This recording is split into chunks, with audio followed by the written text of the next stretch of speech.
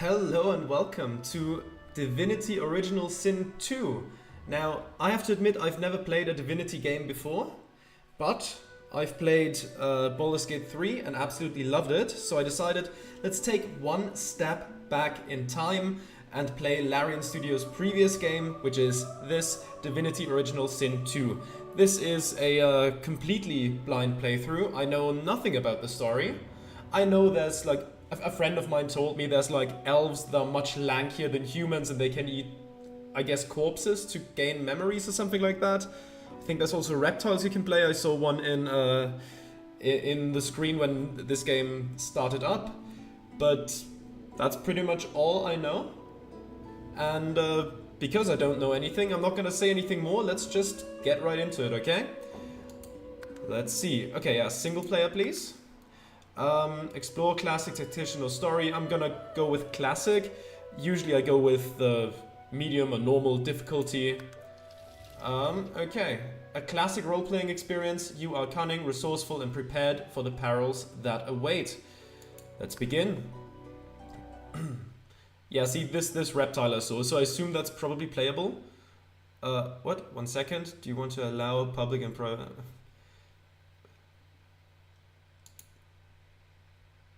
Okay, just something that popped up real quick. That is taken care of. Now let's see. Also a skeleton right there. Is that gonna be a friend of ours? It looks like those are some possible companions. That would be cool, befriending some skeletons as well. Okay. Okay, it's loading the character creation. I might take my time with this one, so this might be a bit of a longer episode compared to the ones that follow, because, you know, I want to be thorough with this. Okay, character creation. Welcome to the character creation screen. Here you can select an origin character or create a custom hero. Oh, so like in Baldur's Gate as well. Okay, understood. Okay, so background. Origin, the Red Prince. You are infamous, a brilliant warrior general exiled from his empire for cavorting with demons. Fallen from grace, you refuse to give up. The throne will be yours again. Talents, Dragon's Blaze, breathe flame in a cone, dealing 5 to 6 fire damage and leaving fire surface behind. Okay. Set burning for 2 turns, resisted by magic armor. Okay. Demonic Stare.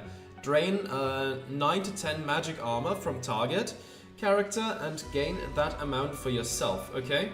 I mean, I'm not gonna play origin characters, I think. I'm gonna create my own one. Build preset is Wizard. Ignition sets enemy characters around you on fire, deals 4 to 5 fire damage. Each ignites, 2 each, ignites all susceptible surfaces, okay? Searing daggers, shoot 3 flaming daggers at targets of your choice, each creating a fire surface and dealing 3 to 4 fire damage. Okay, and the Fossil Strike, a giant rock filled with sticky oil that deals 6 to 7 earth damage, creates an oil surface where it lands. Okay, other ones would be Sibyl. Okay, so that's an elf, right? Lankier than humans. Okay. Pretty cool. A slave no longer, you still bear the living scar your master used to dominate you. He turned you into an assassin, made you hunt your own kin. Now you hunt him. Okay, talents, a flesh sacrifice. Gain 1 action point immediately and a 10% damage boost for 2 turns at the cost of -1 constitution. Any action points over your maximum are lost. Okay, for 2 turns as well. Break the shackles. Remove the following negative statuses from yourself. Silenced, slowed, crippled, chilled, shocked, plague, suffocating, atrophy, deceased, infectious diseased, and shackles of pain. Okay. Can we also look at the... is there a button to highlight the details? Maybe we'll find it later. That's fine too. And also build preset Wizard. Okay, maybe Wizard is just something... Oh! I just saw something. Listen to origin story. I think we should do that as well. There we go. Let's listen to the origin story of the Red Prince first.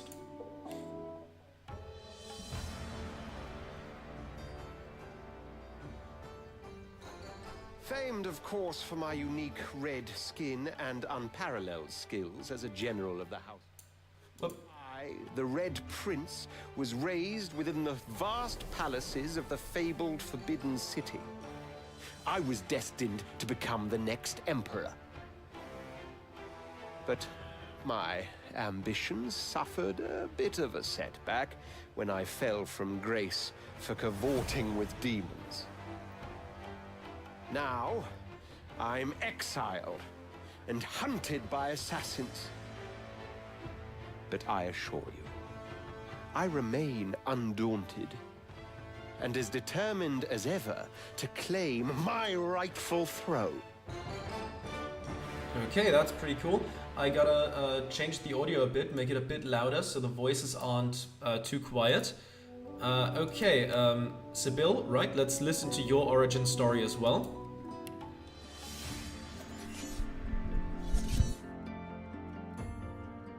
I used to be a slave, kept under the thumb of the master, the bastard that made me hunt down my own kin.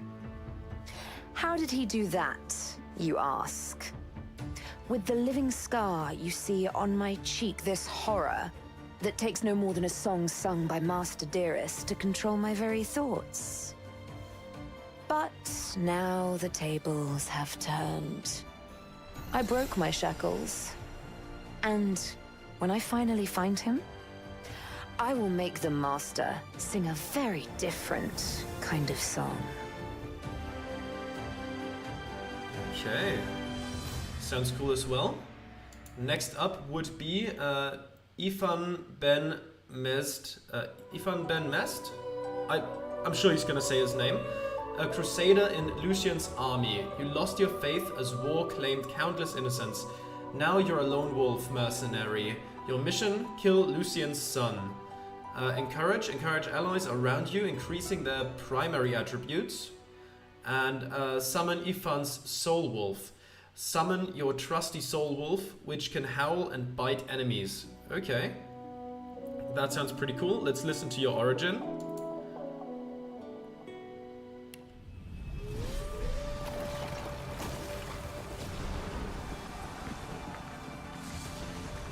Once I was a crusader for the Divine Order. I pledged my life to Lucian the Divine. The war changed everything. He sent me to save the elves I grew up amongst. I arrived too late. Lucian ordered the use of death fog against the Black Ring, annihilating everyone I once knew in the process. Now I'm a mercenary killer, one of the infamous lone wolves. And my next target is none other than Lucian's own son. Okay, also interesting. He didn't say his name there, but I'm sure he'll introduce himself so I know how that's properly pronounced. Next up would be Beast. Okay. Your failed rebellion against the Queen nearly destroyed you, so you began a new life on the high seas. Now your old enemy is back. If you don't stop her, no one will. Petrifying Touch. Turn a nearby target to stone, incapacitating it. Deal 7 to 8 earth damage. Removes bleeding, burning, poisoned, and crippled. Blinding Squall. A storm approaches and strong winds rise. They blind and deal 7 to 8 air damage to enemies in the target area. Okay. Let's listen to what you have to say.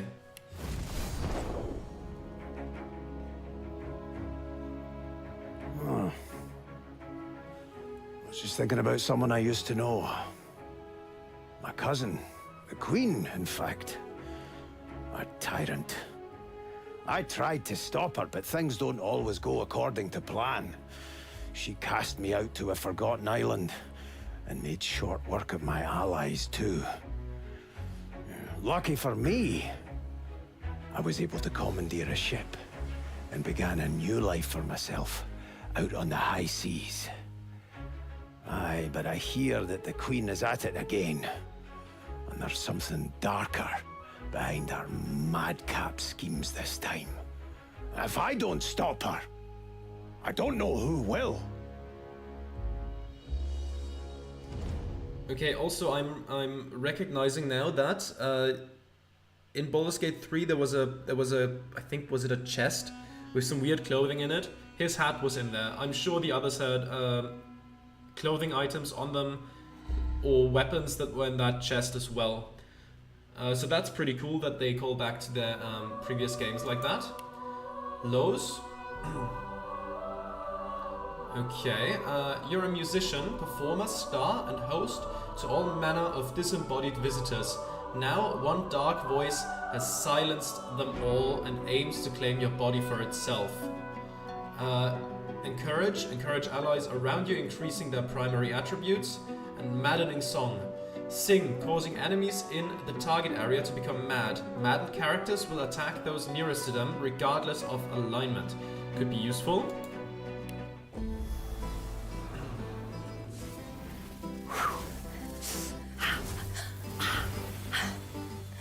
All my life, I've been a performer, a musician, beloved and celebrated by all. But I have a secret. I'm also a playground for sprites and spirits and...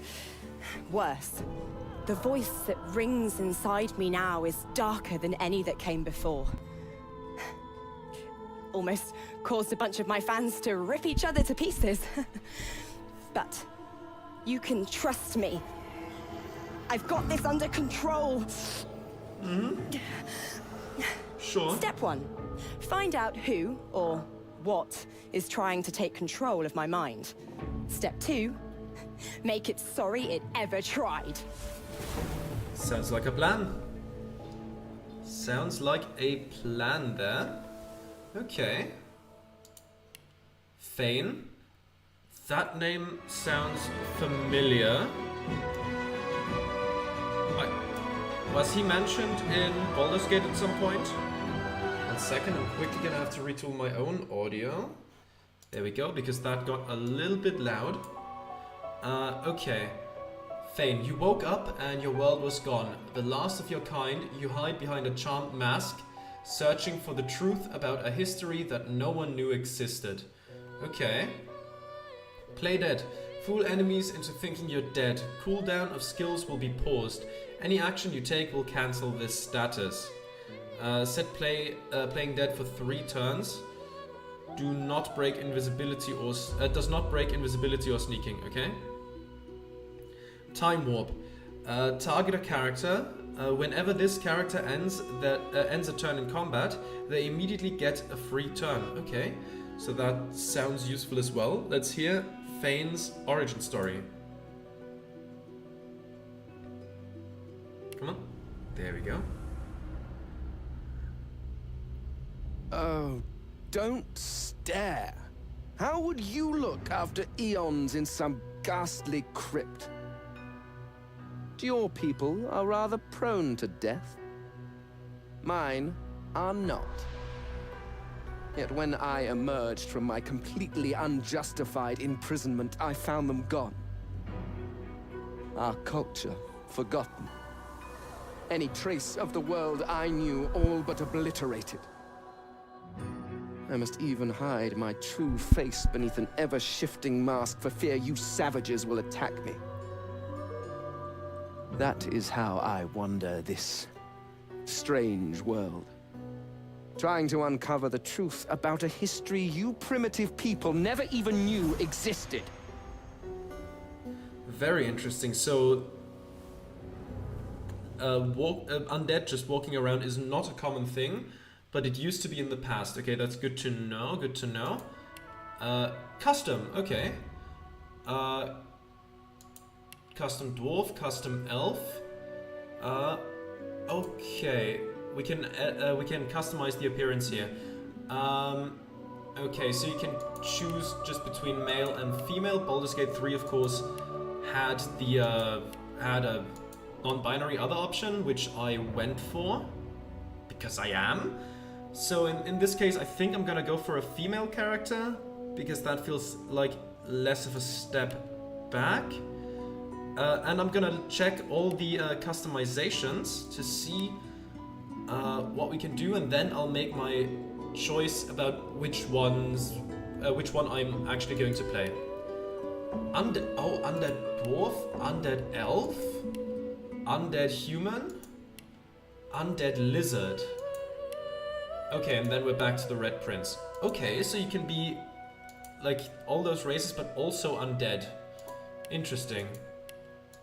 Okay, I'm gonna check the living races first. Let's see what the dwarves can look like.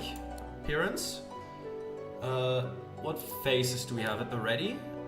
Phase 2, phase 3, 4, 5, 6, 7. Okay, there's plenty of phases actually. 8, 9, 10. Wow, there's a whole bunch. Okay, we have circled around. What hairstyles are available? Okay, that looks pretty cool actually. 4, okay. Big hair in this game, big hair. That's cool by me. 6, okay, this is a bit more low-key, I suppose. Okay. Looks nice as well. Tied up there. This is similar, but with a different decoration, I suppose. Okay. I'm gonna quickly go through it. Oh, or none, of course. You can always be bald. Okay, you can have some set hair colors, okay. Typical stuff there, okay. Sounds good. Alright, so typical hair colors, that's fine. Facial features, none, okay. Voice, okay. Almost got me that time. Almost got me that time. Greet the Reaper for me. Nice try. Better luck next time. That's cool and all. So there are a bunch of options. There's nothing about like body type or anything like that, but that's fine. Let's take a look at the elves and let's see how we can edit the appearance. Shell, wheat, sable. Okay, still mostly like regular human stuff for the most part. Okay, yeah.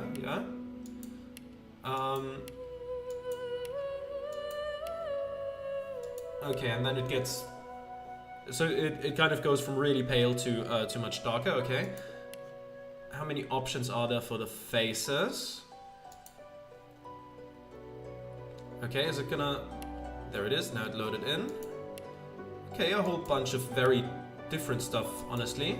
Some older ones as well. Ah, okay, I see, there's the scar. There's the scar. Okay. Yeah, elves so far seem pretty cool. What kind of hair do they have? Oh, this looks nice with the antlers on there. I'm a big fan of like the look of like antlers.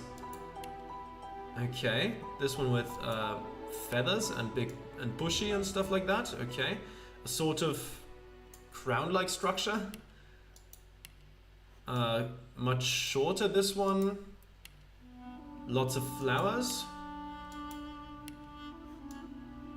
Also kind of cool. Okay. And then there's none, of course, and we're back to the beginning. And hair color is, I suppose... Okay, so this is now named after just different animals. Okay, yeah. Kind of what you would expect. That makes sense. Okay, that's white, that's rabbit, fawn, and I guess it's gonna get darker from here. Yeah. Facial features, there are none available. I assume it's the same voices. Nice try. Try again. I'll yield. I'm to not none. 100% sure if those are the same voices, but they're similar enough. Humans, of course. Appearance, I assume the skin colors. Oh yeah, those are the same as with, I think, the dwarves. Or was it the elves? Either way, it's just the normal skin colors that you can expect a human to have, I suppose. Okay, sure. Let's go back to the beginning there, pretty much. Different faces, any that stand out to me there. Okay. Face 7. Alright.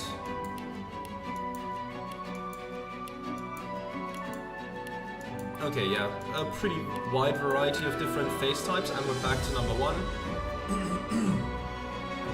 Sorry if I cough sometimes or quickly reach the microphone to mute myself. I'm not at 100% health, not 100% healthy still, which also delayed this episode. But I kind of just wanted to get it going now because it was getting tiresome. Okay, hairstyle. Okay, pretty neat. Ah, shorter hair. No, it's not shorter. It's just braided on one side. Interesting. Oh, that was the wrong one. Hairstyle 4 with cut on one side and some braiding on that side. Okay. Brewer.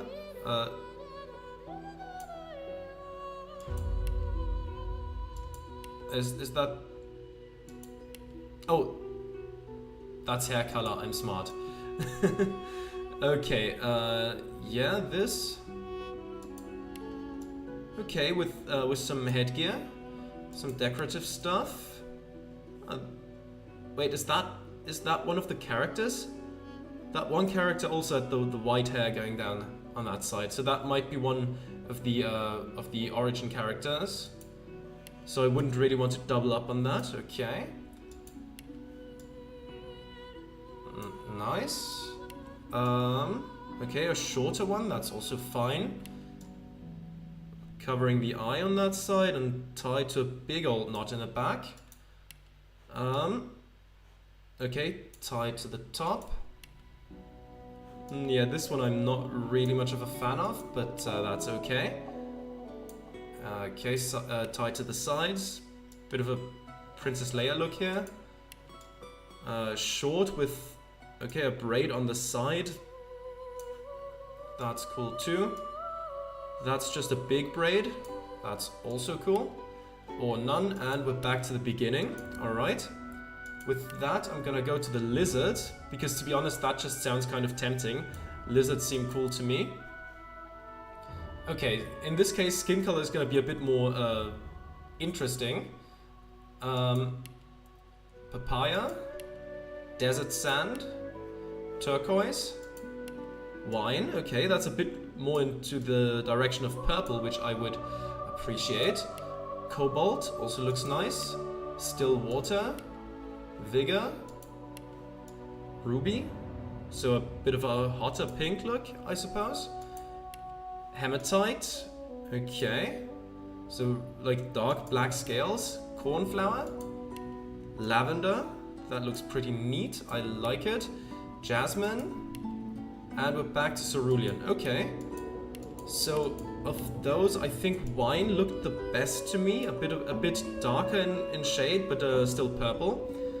Faces, what different faces do we have? Ooh, this one looks cool. This one looks a bit more dangerous, I suppose. This looks more natural. Okay, this is a bit. Oh, that's a chameleon face. That's a chameleon face. The eyes move independently from one another. This one is cool as well. Bit more lizard-like. Even maybe slightly snake-like, but not quite a snake. Very cool. This looks... It reminds me of something. I can't quite put my finger on it, but it looks nice. Okay, this looks like one of those dinosaurs, like... Probably not accurately, but I can just picture this face on an ankylosaurus or something like that. This one is a bit flattened. I don't know. This one doesn't really look that great to me. Okay, and we're back to the beginning. Hairstyle. Oh, it's different crests, I suppose. Oh, cool. Different crests. Yeah, I think I might go with lizard. I'm gonna take a look at the undead as well. Don't you worry. But this looks pretty cool. Ooh. That's fancy. Oh, and we can change the hair color as well. Very nice, very nice. So the orange highlight here can be changed to other colors. Very, very cool. Okay. Some pretty neat stuff here. Bit more low-key this one. Antlers. Nice. Okay, some slight fanning on the back. Or none, if I so choose. Which one was the coolest? We can choose that later. I just want to go through the options real quick. So, that's more red. Rose alabaster, feldspar, tanzanite, so that's corundum, amethyst, cobalt, light sapphire, heliotrope, fluorite, still water, chrysolite, peridot, zincite. I'm not even gonna try, sorry. Moonstone, smoked topaz, fire opal. Okay, some pretty neat stuff. Facial features, I suppose is this like a beard sort of thing, and the same voices again. Let's take a look at the undead. Sure, let's take a look at the undead dwarf as well. Is that just gonna be bone color? Okay, so algae. Okay, so it depends where our bones come from. They can be charred, sun-baked, decomposed, marrow. Okay, some pretty cool stuff. I suppose different bone structure in the face could be done. Oh, this one has a shattered jaw. Okay, with gold on it. Okay. Ooh, a bit of an iron mask there. Gemstones in the eye and on the jawline. Ooh, this looks nice and ornate. And that's the basic one. Hairstyle, just the regular ones that we had on the dwarves as well, so that stays the same. Hair color can be... looks like all the regular hair colors as well. Though I think a gray stuff would be more appropriate here. So in general... those remain like the regular versions of that, just with... Okay, this is just the cracked face again, the golden one. Okay, so those are the same. I think I'm going to go with a lizard here. I think I want to go with a lizard. Those seem cool to me. I haven't gotten the chance to play a Dragonborn yet in Baldur's Gate. I haven't done that yet. Yes, I've played 2 tieflings at this point. I might do a Dragonborn at some point, but for now, a lizard seems like a good replacement for that. Let's go to the appearance here. I'm gonna go with the, what was it? The wine one. That looks nice. Nice and purple. What face was the coolest? Let me quickly see. Not the chameleon. I mean, chameleons are cool animals, but they are also somewhat goofy. I don't really want to go for goofy here. This looks kind of cool. Face 7 looks pretty cool. Nah, face 9 doesn't do it for me. Okay, so face 7 or maybe face 5. Let me quickly take a look. What do they look like from the side? Yeah, no, I'm gonna go with face 7 here. That looks good to me.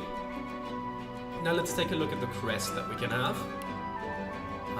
Face 2 hair 2 so far. Ooh, no, that actually looks pretty neat. Maybe 3 is the way to go. 3 so far. I think I'm sticking with 3. That just looks too much like a simulation of regular hair. 3. So far still 3. That's nice, but 3 looks better to me. Yep, still remains 3 or none. So yes, let's go with hairstyle 3 here. I think that looks kind of cool, going back like that. Looks kind of dynamic. What do I want here? Rose alabaster, feldspar, tanzanite. Red does look good. Ooh, but going into a different shade of purple here with amethyst also does look cool. So maybe amethyst, I'm gonna keep that in mind so far. No, actually cobalt looks better, cobalt so far. Scratch that, light sapphire. Scratch that, heliotrope.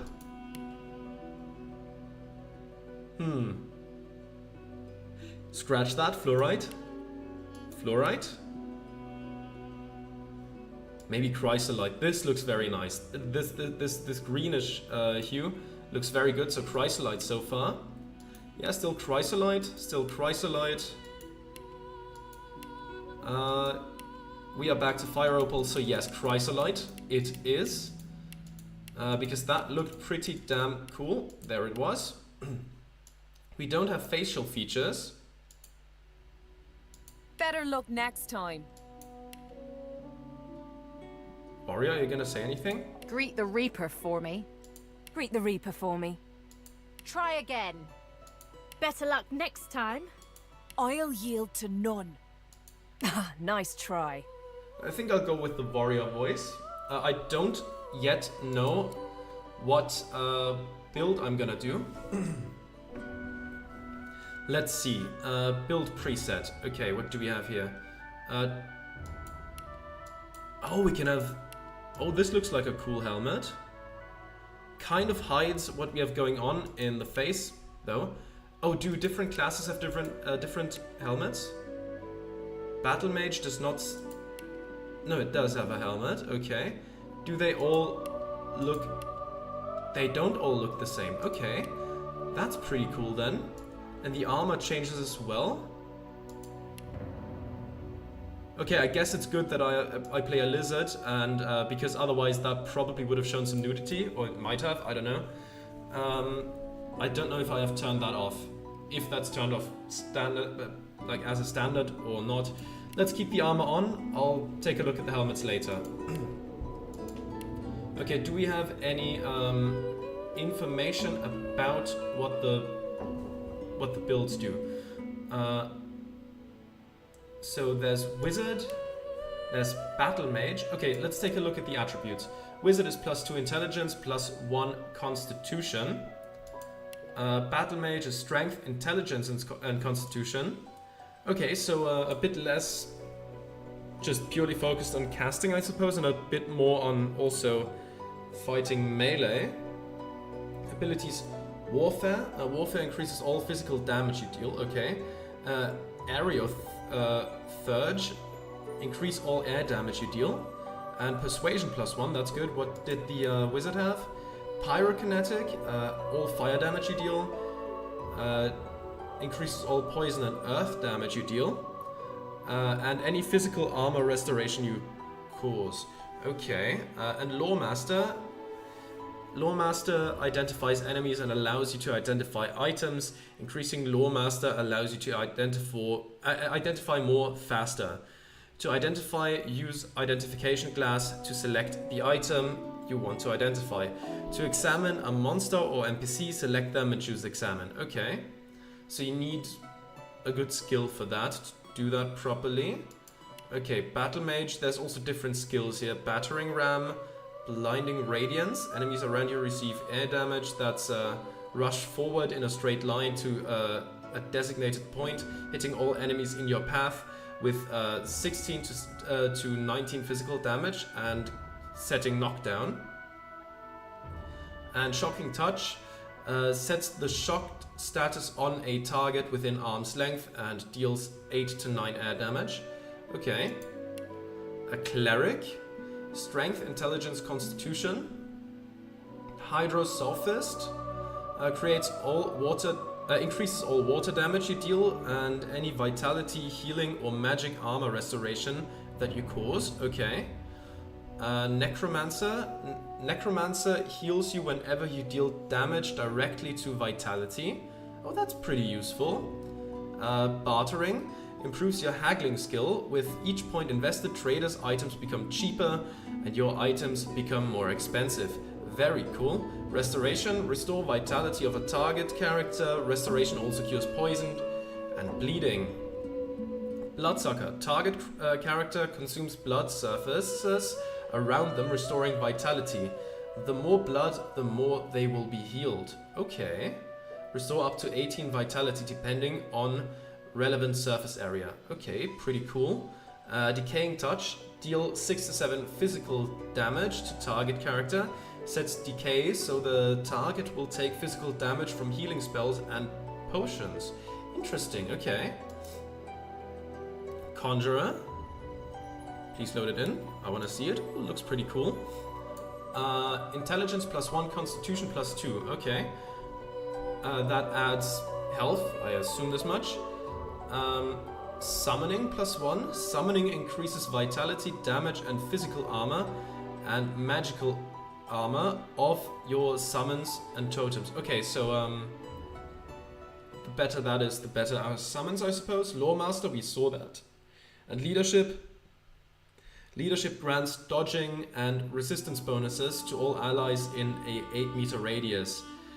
Okay, level 1 +2% dodging and +3% to all resistances. Next level +4, okay. Conjure Incarnate. Conjure a personal elemental that matches the... I mean, we can edit that, okay. But I'm just gonna read the basic ones that it kind of puts in front of us. Conjure a personal elemental that matches the ground surface it's summoned onto. Your Incarnate can be buffed with infusions. Once you hit summoning ability, level 10, a Colossal Incarnate champion will answer your summons. Sounds cool. Dimensional Bolt. Shoot a volatile bolt that deals 6 to 7 of a random type and then creates a corresponding surface. Okay. Elemental Totem. Target a ground surface and conjure a totem of the corresponding element. Each turn, this totem will fire a projectile at enemies in sight. Enchanter. Plenty of different magical classes here. Intelligence +2, Constitution +1. Hydrosophist, that's water damage and vitality healing or magic armor restoration. Aerothurge, more air damage. And Lawmaster, okay. Rain. Create a spreading water surface which douses fires. Set wet status on characters in the area. Okay. Hail Strike. Icicles fall from the sky, chilling characters and dealing 4 to 5 water damage. They create ice surfaces when they hit the ground. Set chill for 2 turns. Resisted by magic armor. Okay. Electric Discharge. An electrical jolt deals 7 to 8 air damage to target character. Set status shocked. Okay. What's the next one? Fighter. Okay, so now we're in the more physical classes, I suppose.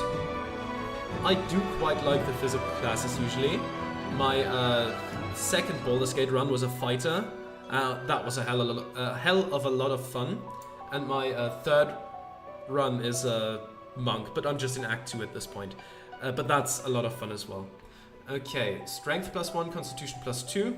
Abilities, Warfare. Warfare increases all physical damage you deal. Level 1 physical damage deals +5. More damage, level 2 would be +10%. More damage, Geomancer increases all poison and earth damage you deal. And any physical armor restoration you cause. Level 1, okay, +5%, level 2 +10%. Bartering, okay, we've seen that before.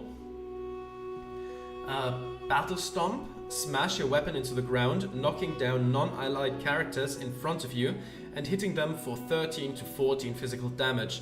Also clears non-cursed surfaces and clouds. Set knockdown for 1 turn. Okay, resisted by physical armor, makes sense. Bouncing Shield. Throw your shield at an enemy, dealing 6 to 7 physical damage. Shield can bounce to another enemy in 5-meter range. 30 meters range. The damage is based on physical armor of your shield. Okay. And Fortify. Provide 8 physical armor. While fortified, the target cannot be teleported. Removes poison, bleeding, burning, acid, and decaying. Okay. Inquisitor. Strength +1, Intelligence +1, Constitution +1. Warfare, we have that. Okay. Necromancer. right? Heal for the damage you deal. Telekinesis allows you to move items telepathically, regardless of weight, up to 4 meter range. Level 2 would be up to 8 meters. Battering ram, that's rushing forward, we've seen that. Bloodsucker, we've seen that as well. Restore vitality when standing in blood. And mosquito swarm.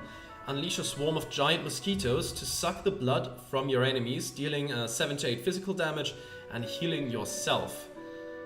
Sounds pretty cool. Inquisitor so far sounds pretty nice. And there's the Knight. That might have been what caused my brief stumble there. Strength plus 2 and Constitution plus 1. Warfare, okay, two-handed. Two-handed increases damage and the critical multiplier when using two-handed melee weapons, sword, axe, mace, spear or staff, plus 5 to damage and critical multiplier. And at level 2 it would be it would be plus 10% of course. Bartering again, there's the battering ram once more. The battle stomp, we've seen that as well, and the crippling blow. Cripple the target with a sweeping blow and all characters around it. Deals 41 to 46 physical damage? That sounds like a whole bunch. Okay. Next up would be Metamorph. Okay. Metamorph. Strength plus 2, Finesse plus 2. Interesting. Two-handed as well.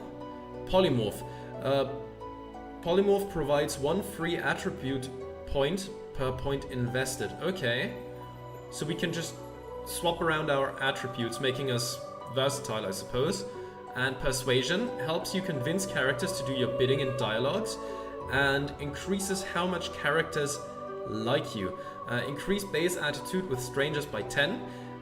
Next is level 3, increase base attitude with strangers by 15. Okay, sounds cool as well. Bullhorns. Magnificent horns sprout from your forehead, making you see red. You can rush at your enemies and gore them. Increases retribution ability by 1 for the duration. Incompatible with Medusa Head. What's Medusa Head? I don't know. Chicken Claw. Turn the target character into a chicken. Squawk. Okay. And Tentacle Lash. Lash out at your opponents, dealing 8 to 9 physical damage and setting atrophy on them for 1 turn. Okay, interesting. Ranger. Finesse plus 2, Wits plus 1. Wits affects your critical chance, initiative, and ability to detect traps and find hidden treasure. Plus 1 to initiative. 1 point would add 1% critical chance. Okay. Huntsman plus 1. Huntsman increases the damage bonus when attacking from high ground. Okay. Plus 5% of course, and level 2 would be plus 10%. Pyrokinetic. Pyrokinetic increases all fire damage. Makes sense. Lucky Charm increases your likelihood of finding extra treasure whenever loot is stashed. Elemental Arrowheads. Target a surface in melee radius. Elemental damage matching that surface is added to your ranged weapon attacks and ranged weapon-based skills.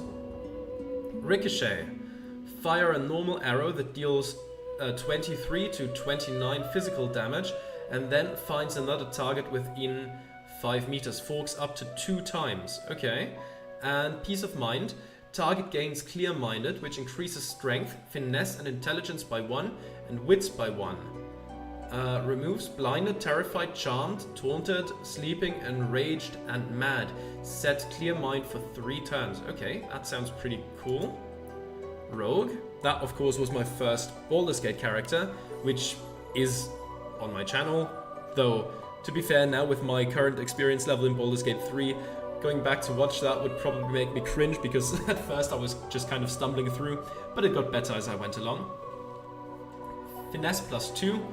Constitution plus 1, Scoundrel plus 1, increases movement speed and boosts your critical modifier, plus 5% critical multiplier, plus 0.3 movement speed, and that would double on level 2. Sneaking determines how well you can sneak without getting caught. Increasing this ability shrinks NPCs' sight cones and improves your movement speed while sneaking. Dual wielding. Dual wielding increases damage and dodging when dual wielding 2 one-handed weapons.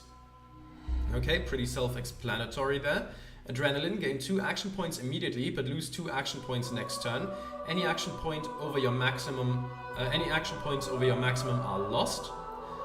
Backlash, jump over the enemy, landing behind their back and backstabbing them for 23 to 25 physical damage.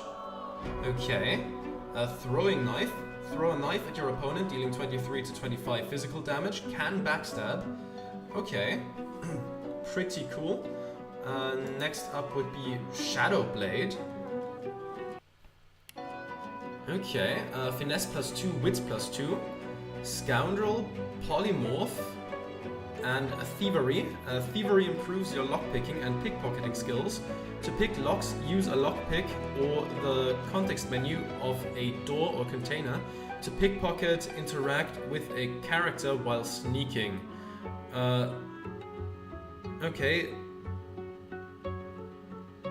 Level 1 up to 2 kilograms or 300 total gold value. Oh, how much you can pickpocket at once maybe? Sure. Backlash. Chameleon Cloak grants you the power to blend in with any environment as if invisible. And Chicken Claw, turning someone into a chicken. Wayfarer. Okay, Finesse +2, Intelligence +1. Gains Huntsman, increases damage when attacking from high ground, okay. Geomancer was more poison earth damage. Bartering, okay. Elemental Arrowheads, we saw that as well. Pin down. Deal 37 to 40 physical damage and cripple the target character. Or Fossil Strike, a giant rock filled with sticky oil that deals 6 to 7 earth damage, creates an oil surface where it lands. Okay, pretty neat. Then there's Witch. Finesse, Intelligence and Constitution. Scoundrel, Necromancer and Persuasion. We've seen that before. Chloroform. Destroys 6 to 7 magic armor.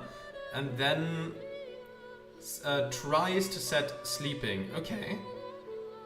So I suppose they roll against whether they fall asleep or not. Raise bloated corpse. Target a corpse to raise a bloated cadaver that fights for you. It can explode, dealing physical damage. Okay. And mosquito swarm. Okay. And then we're back to wizard. I'll quickly take a sip of water, and then I will make my way through, this time more quickly, and make my choice. Okay, there we go. Because this whole reading thing can start to strain my voice, you know? Okay, let's see. I think I might go with like a martial class again. I just kind of like those.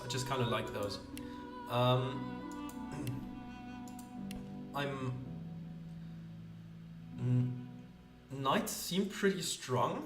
I do like big weapons. Inquisitor was what? That was the battering ram. That was the bloodsucker, so for healing, and that's also for healing. Fighter was fortify, more armor, bouncing shield, and battle stomp, though we can edit that. I think I might go with knight. What does the helmet look like?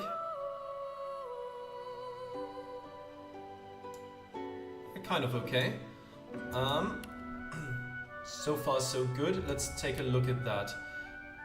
Okay, so those are our base stats. Okay, the attributes panel shows the primary stats that you can spend points in after you level up. Primary stats have a direct influence on secondary stats. Okay, so there's strength, finesse, intelligence, constitution, memory, and wits. Okay, so finesse and dexterity are probably pretty much, you know, comparable. Spending points in combat abilities generally increases the damage you do in the skill schools you invest in. However, there are other benefits as well. Read the descriptions of the skill schools to fully understand what the invested points do. Okay. Intelligence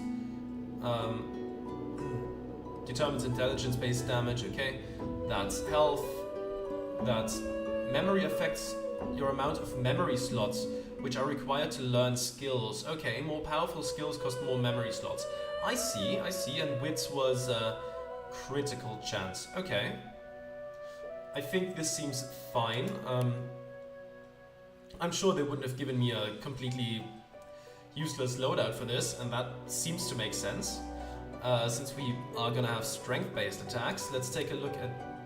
Okay, civil abilities. Civil abilities are non-combat abilities. They come in handy when you are not solving a situation through conflict. Okay. That's combat abilities and that's civil abilities. I have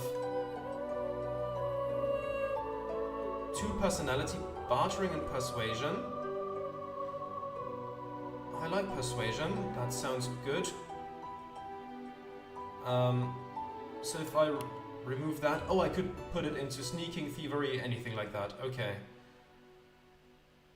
Bartering does sound good. Sneaking, lawmaster, telekinesis. What was lucky charm again? Increases likelihood of finding extra treasure. You know what? I think I'm gonna go with what they recommended here. Bartering sounds good. Combat abilities, warfare, physical attacks deal plus 5% more damage.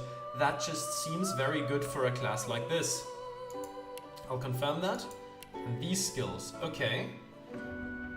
I could also get the bouncing shield instead of any of those. I definitely want to keep the crippling blow simply because of the damage it deals. Battle Stomp is also good. I mean, this has a 12-meter range, this has 30 meters, so I do have range. That's not a problem, so I don't really need that to throw it. I could close the distance with that attack and then, I suppose, in the next turn hit with this. That seems pretty useful, yeah. I think that seems fine. Talents, okay. Talents determine a character's unique features. Select talents to complement a character's ability and attributes. Okay, Opportunist gives you the ability to perform attacks of opportunity. Ambidextrous. Okay, there are some that I don't think I can get. Spell Song, okay. Ambidextrous reduces the cost of using grenades and scrolls by 1 AP when your offhand is free. No, I'm probably gonna have two-handed stuff. Arrow Recovery. Arrow Recovery gives you a 33% chance to recover a special arrow after shooting it. Comeback Kit. Once per combat, if an enemy lands a fatal blow, Comeback Kit will help you bounce back to life with 20% health. If you die and are resurrected in combat, Comeback Kit will be available again. Elemental Affinity. Elemental Affinity lowers the action points cost of spells by 1 when standing in a surface of the same element. Escapist allows you to flee combat even when enemies are right next to you. Executioner. Executioner gives you 2 extra action points after dealing a killing blow once per turn. Requires Warfare 1. Incompatible with the pawn. I think I do have Warfare 1. That would be kind of cool, Executioner. Opportunist sounds good too, but I'll keep Executioner in mind. So if, like, I imagine that being kind of like, what was it, the Elixir of Bloodlust in Baldur's Gate? That gives you another action when you kill something, once per turn. That seems pretty much equivalent, but just this would be permanent, but we wouldn't have opportunity attacks. At least for now. Maybe we get some more of that later. We'll see. Far Out Man. Far Out Man increases the range of skills and scrolls by 2 meters. Does not affect melee and touch range skills. 5-star Diner doubles the effects of food and potions. Glass Cannon. With Glass Cannon you start every combat round with maximum AP, but magic and physical armor do not protect you from statuses. Incompatible with Lone Wolf. Gorilla. While sneaking, Gorilla increases attack damage by 40%. Also reduces cost of entering sneak mode by 1 AP. Hothead. While you are at maximum vitality, Hothead grants you an extra 10% critical chance and plus 10% more accuracy. Leech. Leech heals you when standing in blood. Living Armor adds 35% of all healing you receive by skills or consumables to your magic armor. Lone Wolf. Lone Wolf provides +2 maximum AP, +2 recovery AP, +30 vitality, +60% physical armor, +60% magical armor, and doubles invested points in attributes up to a maximum of 40, and combat abilities except polymorph ability up to a maximum of 10, while you are adventuring solo or with at most one companion. This bonus is temporarily removed when there are more than 2 members in the current party. That makes sense. Oh, that's gonna be a bit. I'm gonna need a little more water, sorry. Okay, there we go. Mnemonic gives you 3 extra points in your memory attribute. Morning Person, when resurrected, you resurrect to full health. Parry Master gives you a 10% dodging. Gives you 10% dodging while dual wielding. Pet Pal enables you to talk to animals. Oh, that would be nice. Picture of Health gives you extra vitality, 3% for every point in warfare. Savage Sortilege gives all magical skills a critical chance equal to your critical chance score. Slingshot adds an extra 5-meter range to your grenade throws. Stench decreases everyone's attitude towards you by 25, but melee opponents find you less attractive in combat.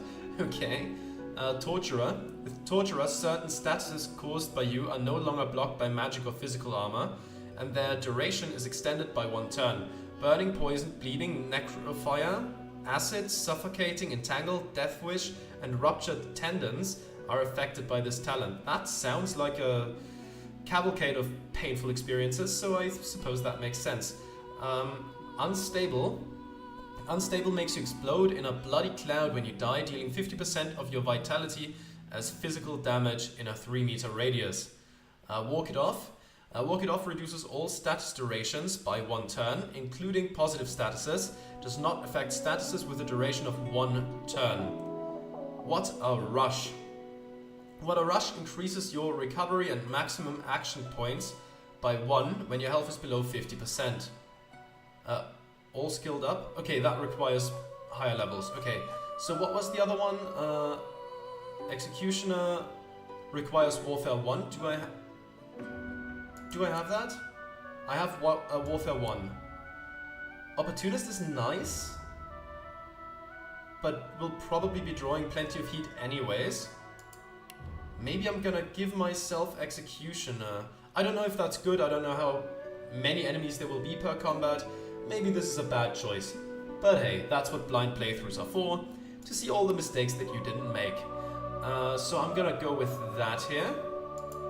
Tags. Okay. Tags. Tags determine what options are available to you in dialogue and how the world reacts to your party members. Custom characters have race, gender, and background tags. Origin characters have unique origin tags. Okay. So, is that like in Baldur's Gate? Sorry for always bringing up Baldur's Gate, but it's the closest thing I know to this game.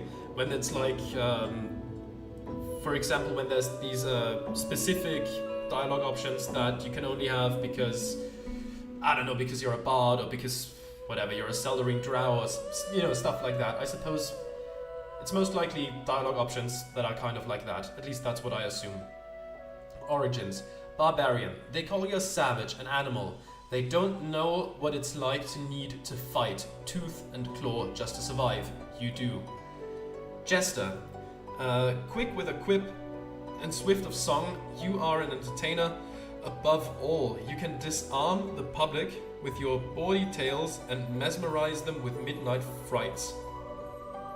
Mystic.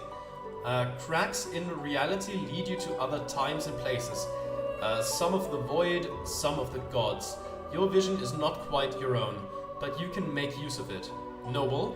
Born to riches and luxury.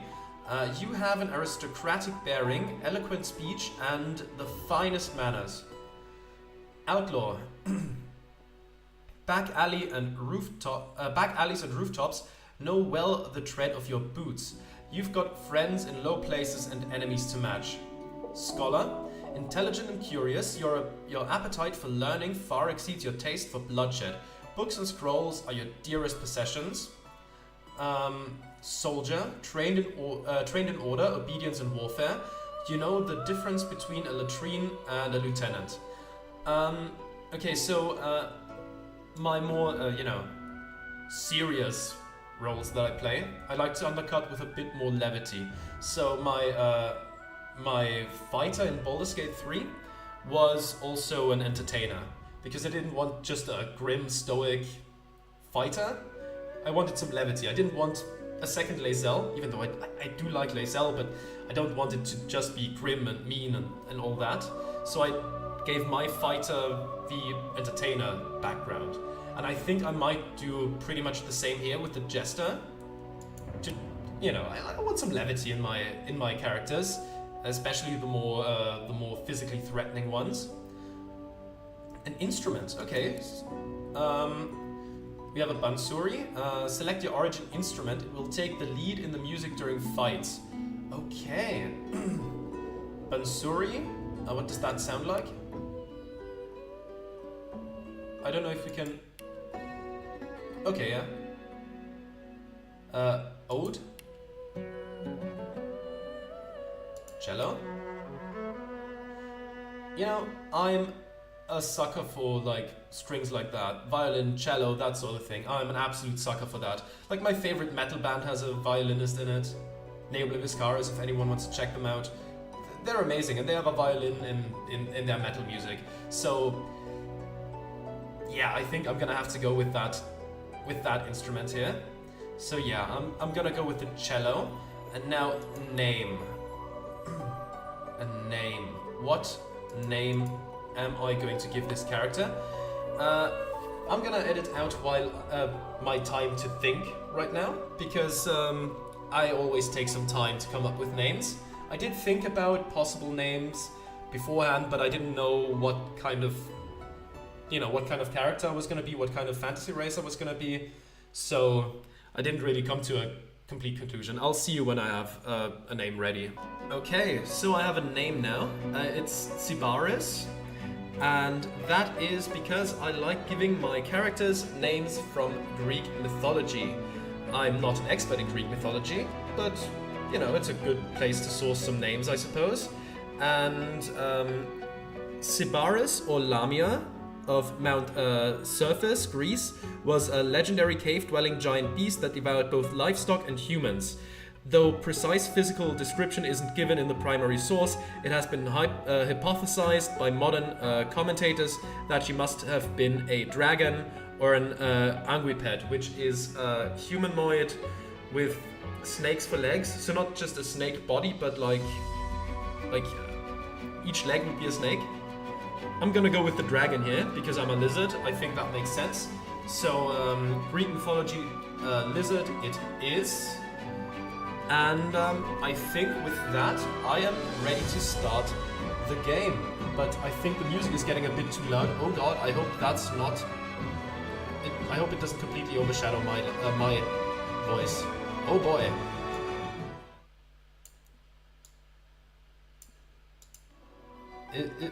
This should be better now, I hope?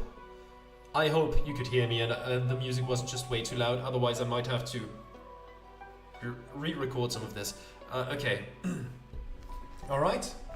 Let's start the game then. Are you sure you're done with character creation? Yes. Let's send it.